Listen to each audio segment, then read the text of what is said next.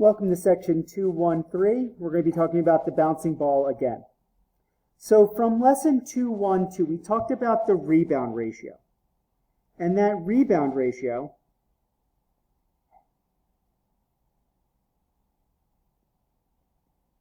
that's going to be the rebound height over the drop height. And remember, make sure the units for the heights are the same. The units must be the same for this to work properly. So the rebound ratio for the ball we used, we didn't use the ball because we weren't in class. Ignore it. Did the height of the drop affect the ratio? No. The height of the ball drop does not affect the ratio. The ratio stays the same. Now, if we drop the ball from any height, we could predict the rebound height. Remember, y equals rx, where y is that rebound height and x is the drop height. So let's say our rebound ratio, R, was 0.75. Now, if we drop the ball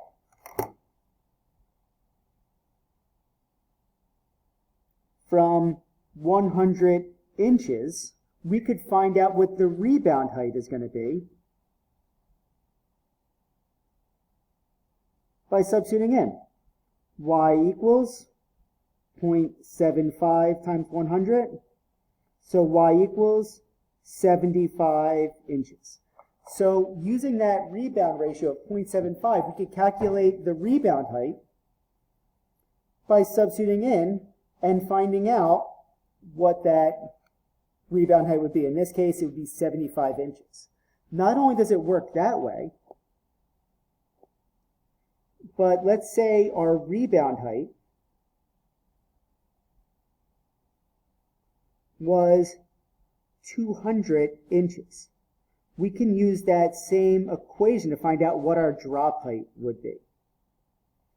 Remember, y equals rx. Now, our rebound height, we know 200 equals the rebound ratio, 0.75 times x. Divide by 0.75, x equals. So for 200 divided by 0.75, you're going to get about 266.6 repeating, so I'll just say 267 inches approximately. That's what the drop height would be. So it works either way. Now for the next part, we're going to drop it from 200 centimeters, but this time we're going to let it bounce repeatedly.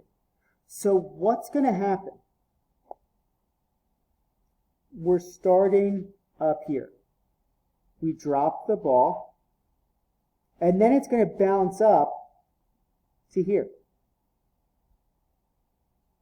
Then it's going to fall down again, but remember, we're multiplying by that rebound ratio, so it's going to bounce a little bit lower. And then it's going to come back up. Actually, I don't like the way I'm doing this. Hold on. It's going to go all the way back down. And then when it bounces back up, it's going to come up, but it's not going to come up as high. Then it's going to go all the way back down. And it's going to bounce back up, not as high. It's going to go all the way down and bounce back. Now what we're doing there is we're multiplying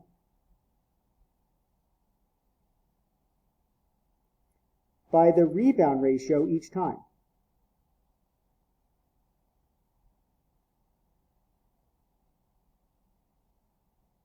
That's what's happening. That's how we can figure out what the heights would be based on the number of bounces. Another way you could draw it, if you think it's going like this, and it's bouncing, bouncing, bouncing, bouncing. And you can see the bounces get smaller and smaller as you go along.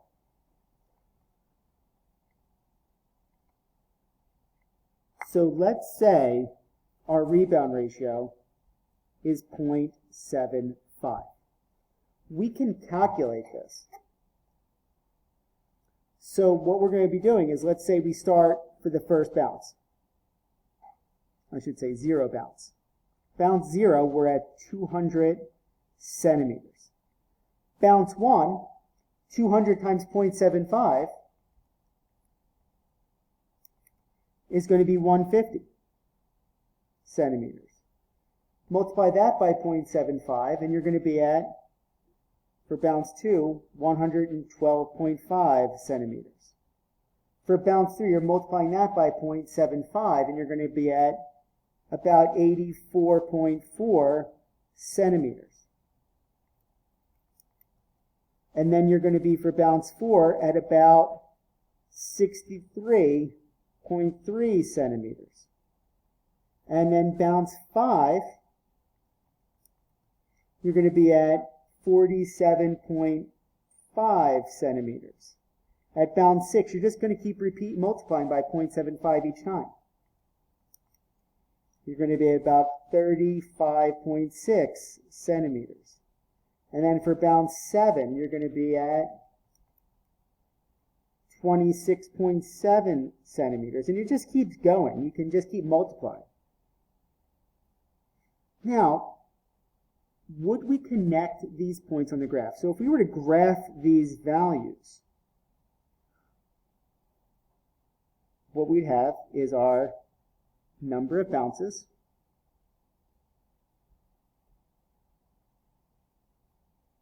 on our x-axis, our independent variable, and our height on that y-axis. So it's starting up here at bounce 0 at 200, and then we're at 150 and 112 and 84 and 63 and 47 and 35 and 26. It just keeps going down a little bit more. Would this be continuous or discrete? Would we connect these points? No. They're not connected. And they're not going to be connected because our x is the number of bounces. We can't have half a bounce. It can only bounce. It can't partially bounce. It can't go through a quarter of a bounce or an eighth of a bounce. So it's not connected. This is a discrete graph. Remember, discrete we don't connect, continuous we do. We go to the next page. Bouncing ball part 3.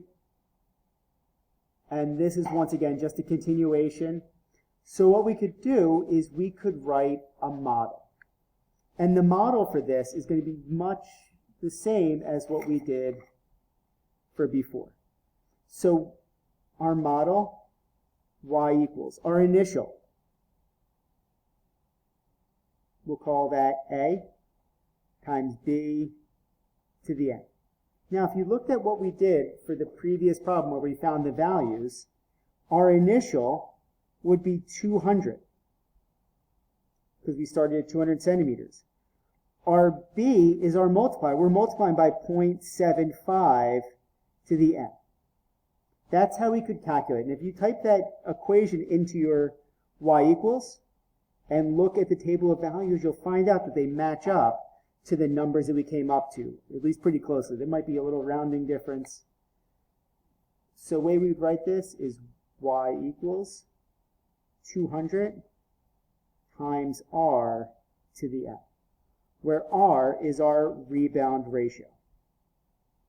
You can see that matches up to that bunny problem that we did.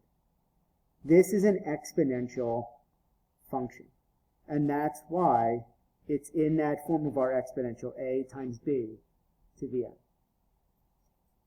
Okay, that is it for section 2.1.3, and we'll be back to talk more about sequences later on.